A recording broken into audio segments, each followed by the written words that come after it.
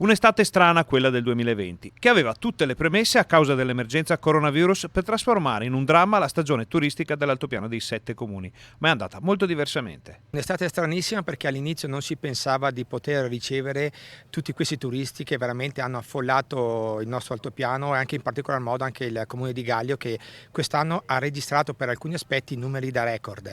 Strana perché appunto ci aspettavamo un calo delle presenze, invece grazie a Dio eccezione fatta per gli alberghi che ancora hanno sofferto un po', ma in senso generale veramente abbiamo visto un assalto a quello che è l'altopiano.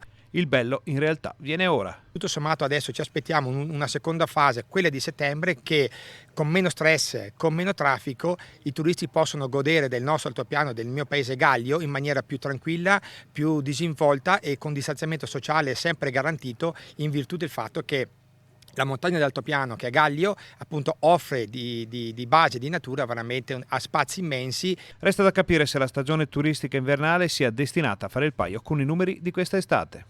Con il fatto che i comprensori dalle Melette al Verena al Caberlaba si stanno appunto attrezzando e ammodernando, io mi auguro che siano da traino ed impulso per poter ricevere altrettanti turisti anche quest'inverno. Ce lo auguriamo, gli investimenti importanti sono stati fatti appunto per impianti a fune.